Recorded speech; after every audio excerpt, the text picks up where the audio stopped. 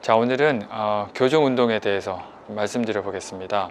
체형이 틀어져서 걱정이 많이 되셔가지고 오시는 분들이 많이 계신데요. 자, 그분들한테 조금 도움을 드리고자 합니다. 먼저 좀 알려드리고 싶은 게요, 우리 몸은 스스로 변한다는 거 좀 알려드리고 싶고요. 또 저에게 강의 들어오시는 많은 선생님들께서 어떤 그 특정한 법칙을 생각하셔서 우리 몸도 이렇게 법칙에 따라서 움직인다고 이렇게 알고 계신데, 우리 몸은 수시로 변하고요, 또 사람마다 다 틀리기 때문에 어떤 특정한 법칙을 적용할 수가 없습니다.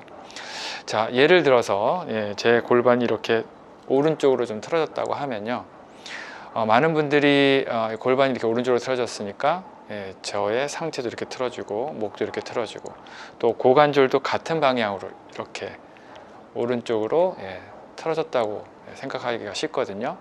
자, 근데 실질적으로 우리가 우리 몸을 보면요, 그렇게 똑같이 다 틀어지는 경우는 거의 없습니다. 물론 있을 수 있겠지만 극히 드물고요. 예를 들어서 아까 말씀드렸듯이 골반이 이렇게 오른쪽으로 틀어지면 저의 상체는요, 반대 방향, 왼쪽으로 회전이 되고, 또 경우에 따라서 어떤 분들은 이 상태에서 목은 또 다시 오른쪽으로 틀어집니다.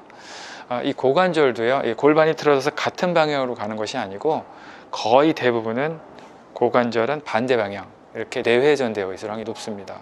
그래서 우리 몸은요, 이렇게 항상 보상행위라고 하는데 거기에 맞춰서 비틀어지면서 반대 방향으로 틀어질 확률이 상당히 높거든요. 그래서 실질적으로 골반이 이렇게 오른쪽이 틀어졌다고 오셨는데, 보시면 골반이 틀어진 게 아니고요, 고관절이 외회전되어 있고 골반은 반대로 틀어진 경우가 상당히 많습니다.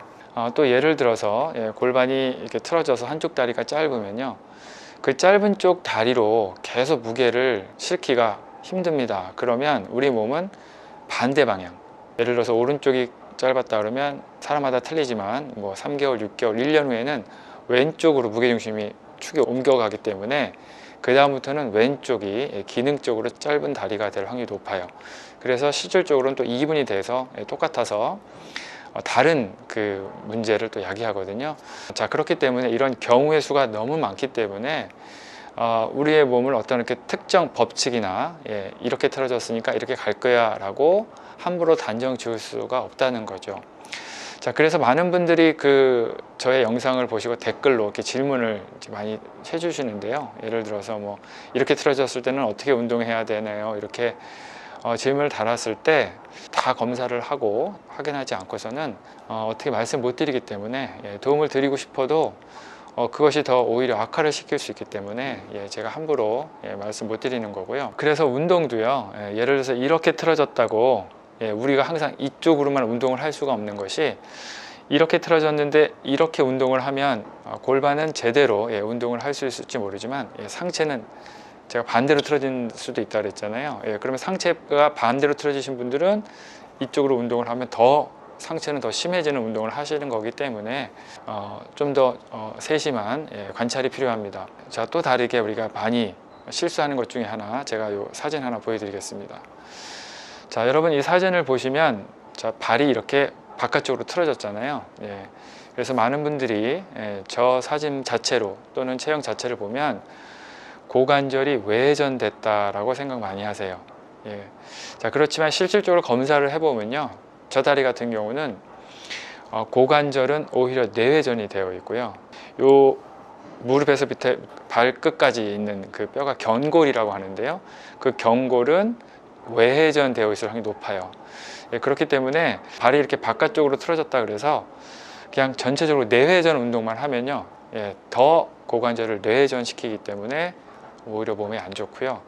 특히 걷거나 서 있을 때 11자로 많이 서 있으라고 그러시거든요. 그게 좋다고 그래서 그래서 그런 정보를 받고 저렇게 고관절 내회전, 견골이 외회전된 분들이 11자로 서 있거나 11자로 걸으시면 거의 99%가 무릎이 아플 확률이 상당히 높습니다. 왜냐하면 무릎이 더 안으로 들어오기 때문이죠. 체형이나 아까 말씀드렸듯이 고관절 이런 게 심하게 한쪽 방향으로 틀어져서 방치하고 계속 이 상태로 가시면 어떤 일들이 일어날까요?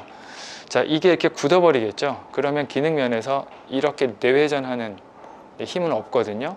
그러면 내회전 할 때마다 아프겠죠. 또는 그것의 보상으로 다른 게 많이 있으니까 아플 수밖에 없고, 이 고관절이 외회전해서 뇌전하는 기능을 상실하다 보면 고관절 자체에 문제가 생길 확률이 높아요. 자, 그래서 결론을 좀 다시 정리를 해서 말씀을 드리면, 심하게 체형이 틀어지신 분들은 기능적으로 제한이 왔을 확률이 상당히 높으세요. 예, 그러면 이런 전문가들을 좀 찾으셔서요, 꼼꼼하게 원인도 찾아내시고 또 문제점도 찾아내서 운동 교정하는 게 맞고요. 기능 면에서 큰 문제가 없지만 체형이 약간 틀어지신 거는 그냥 개인적으로는 그렇게 크게 걱정을 안 하셔도 된다고 생각을 합니다. 그런데 주위에서 또 본인도 약간 틀어졌다고 생각해서 그것이 이상하다고 생각해서 걱정을 하기 시작하시면 어떻게 보면 그 늪에 빠지게 되거든요. 그래서 집착 아닌 집착을 하게 되십니다. 체형이 틀어졌지만 기능 면에서 큰 문제가 없으시다면 그것을 떼어버리려고 너무 그렇게 하지 마시고요.